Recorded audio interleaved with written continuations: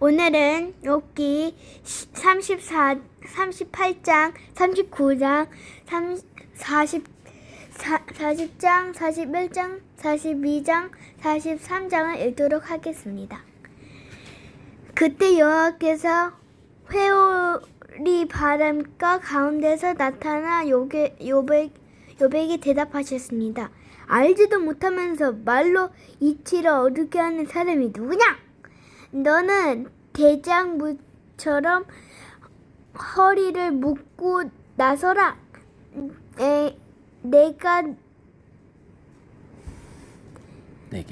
내가 네게 물을 테니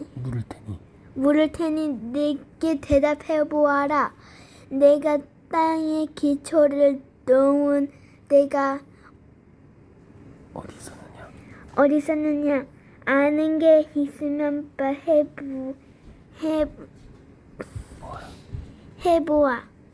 해보아라. 누구가 그 큰 길을 정했느냐? 내가 아느냐? 또 누가 그 위에 줄을 쳤느냐?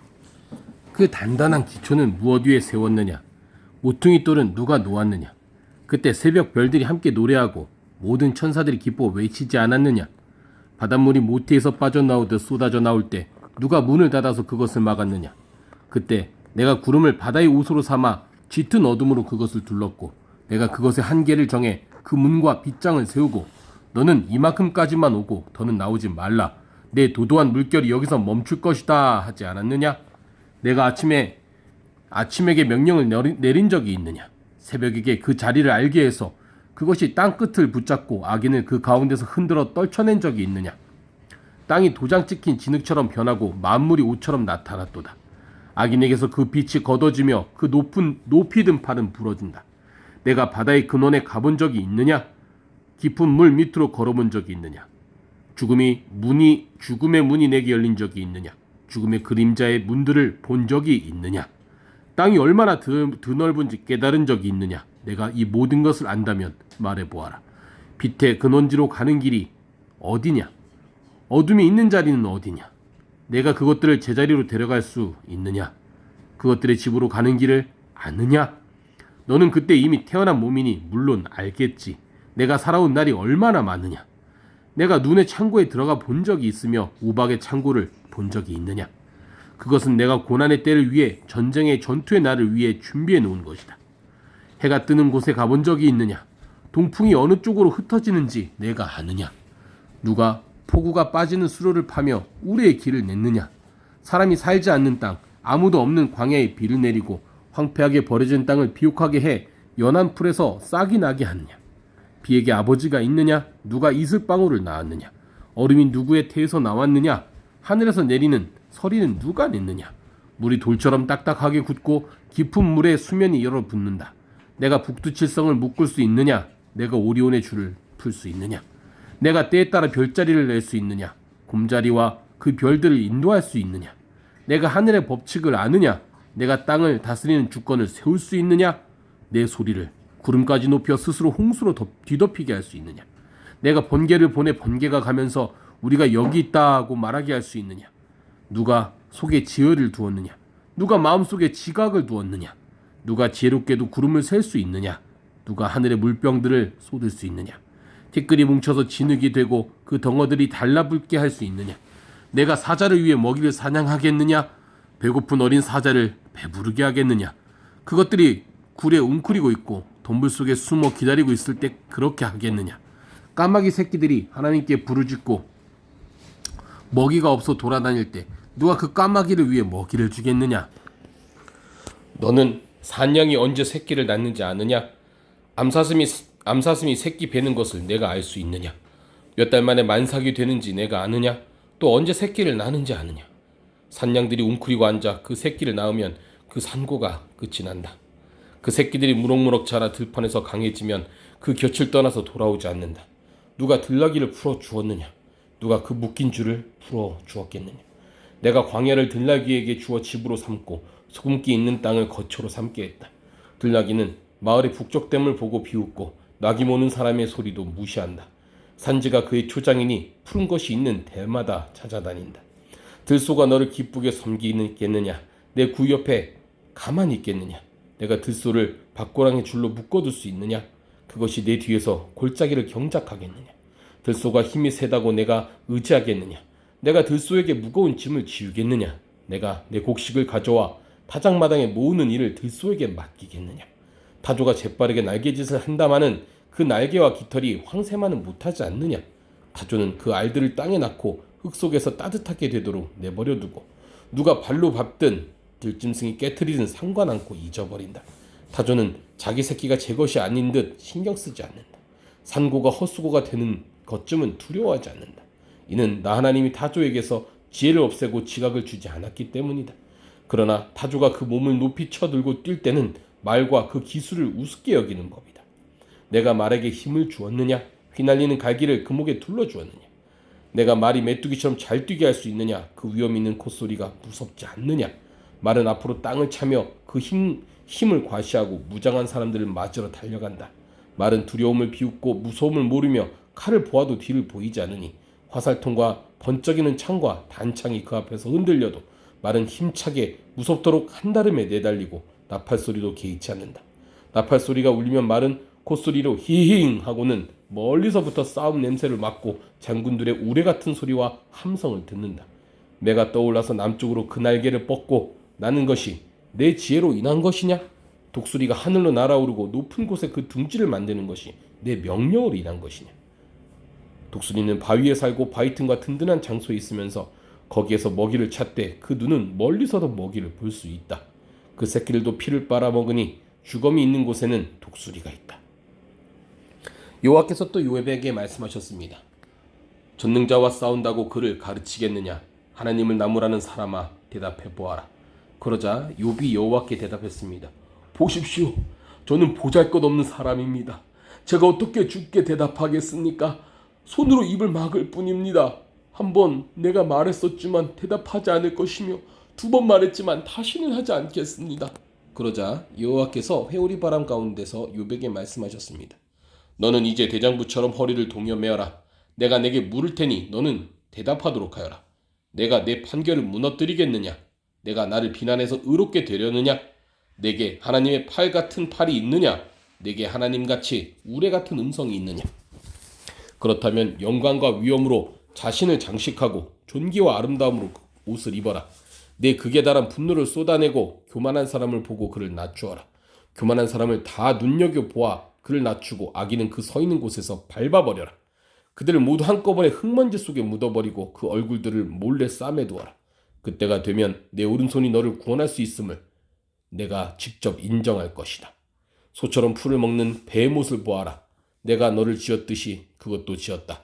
보아라, 그 힘은 허리에 있고 그 강함은 배 근육에 있다. 꼬리는 백향목처럼 흔들리고 돌같은 허벅지 힘줄은 서로 연결되어 있으며 뼈들은 노스로 된 관 같고 뼈대는 철 빗장 같다. 그것은 하나님이 피조물 가운데 제일 가는 것이어서 그것을 지은 이가 칼을 주었고 모든 들짐승들이 노는 그 산들이 그것을 위해서 먹을 것을 내느니라. 그것은 연꽃잎 아래 늪지대의 갈대숲 사이에 누우며 연꽃잎 그늘이 그것을 가려주고 시냇가대의 버들나무가 그것을 둘러싸느니라. 보아라, 강물이 넘쳐도 놀라지 않으며 요단강물이 불어서 입에 차도 태어나도다. 그것이 보고 있을 때 누가 그것을 잡아 갈고리로 그 코를 꿰 수 있느냐? 내가 리워야단을 낚을 수 있느냐? 끈으로 그 혀를 묶을 수 있느냐? 그 코를 줄로 꿰 수 있느냐? 그 턱을 갈고리로 꿰 수 있느냐?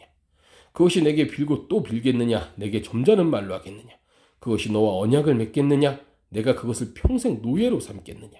내가 새 같은 애완동물로 삼겠느냐? 내 딸들 위에 그것을 묶어두겠느냐? 어부들이 그것으로 잔치를 벌이겠느냐? 상인들 사이에서 그것을 나누겠느냐? 내가 그 가죽을 쇠꽃증으로 찌를 수 있느냐? 그 머리를 착살로 찌를 수 있느냐? 내가 그것에 손을 대보아라. 얼마나 혼이 났는지 기억하며 다시는 그렇게 하지 않을 것이다. 보아라, 그것을 굴복시키겠다는 생각은 어림도 없으니 그것을 보기만 해도 아찔하지 않느냐? 그것은 감히 자극할 만큼 용맹한 사람은 없다. 그런데 누가 내 앞에 설 수 있겠느냐? 나를 막아서서 내가 갚아야 한다고 하는 사람들이 누구냐? 하늘 아래 있는 것이 다 내 것이다. 그 사지와 그 힘과 그 튼튼한 뼈대를 내가 말하지 않을 수 있겠느냐? 누가 그 가죽을 벗길 수 있느냐? 누가 두 겹 비늘 사이를 뚫겠느냐? 누가 감히 그 얼굴 문을 열겠느냐? 그 둘이 둘러난 이빨이 무시무시하니 말이다. 그 비늘은 단단히 봉인된 듯 붙어 그 자랑이 된다.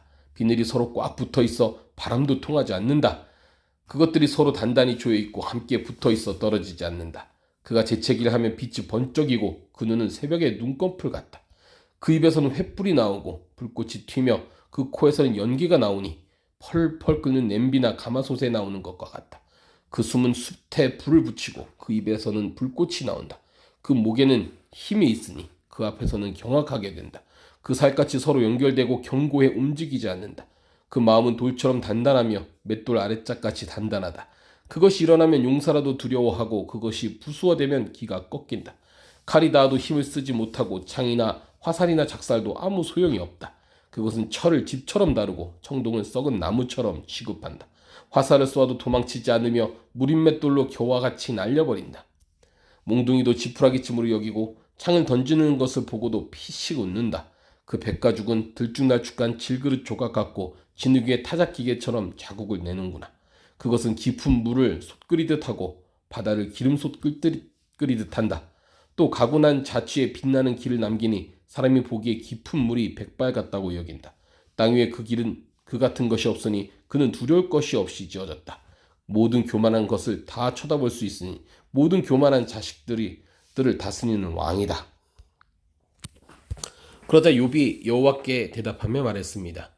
나는 주께서 모든 일을 하실 수 있고 계획하신 일은 무엇이든 이루신다는 것을 알았습니다. 잘 알지도 못하고 주님의 뜻을 가린 자가 누굽니까? 내가 알지도 못하는 일들을 말하고 너무 기이해서 알 수 없는 일들을 내가 내뱉었습니다. 간과하오니 들어주십시오. 내가 말하겠습니다. 내가 여쭙겠으니 대답해 주십시오. 내가 주에 대해 지금까지 내 귀로만 들었는데 이제 내 눈으로 주를 보게 됐습니다. 그래서 내가 스스로 한탄하며 티끌과 재를 뒤집어 쓰고 회개합니다. 여호와께서는 욥에게 이 말씀을 마치시고 나서 대만 사람 엘리바스에게 말씀하셨습니다. 내가 너와 내 두 친구에게 진노했다. 너희는 나에 대해 내 종 욥처럼 옳게 말하지 않았다. 그러므로 너희는 수소 7마리와 순양 7마리를 가지고 내 종 욥에게 가서 너희 자신을 위해 번제를 드려라. 내 종 욥이 너희를 위해 기도해 줄 것이다. 그러면 내가 그 기도를 받아들여 너희 어리석음대로 너희가 나에 대해 내 종 욥처럼 옳은 말을 하지 않은 것에 대해 갚지 않겠다. 그러자 대만 사람 엘리바스와 소아 사람 빌닷과 나아마 사람 소발은 여호와의 말씀대로 했고 여호와께서는 욥의 기도를 받으셨습니다. 욥이 그 친구들을 위해 기도를 마치자 여호와께서는 욥의 상황을 돌이키셨고 전에 있던 것보다 2배로 더 해주셨습니다.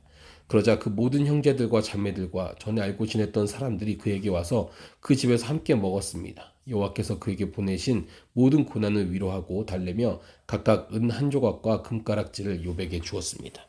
여호와께서는 욥의 말년에 초년보다 더 많은 복을 주셨습니다.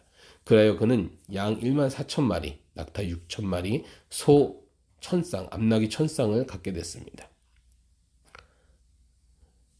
그는 또 7 아들과 3 딸도 얻었습니다. 그는 큰 딸을 여미마, 둘째 딸을 그시야, 셋째 딸을 게렛 합북이라고 지었습니다. 온 땅에서 욥의 딸들만큼 아름다운 여인들은 찾아볼 수 없었습니다. 그 아버지는 아들들에게 준 것처럼 딸들에게도 유산을 나누어 주었습니다. 이후로 욥은 140년을 더 살면서 아들들과 손자들, 나아가 4대손까지 모았습니다. 그러고 나서 욥은 나이 들어 수명이 다해 죽었습니다.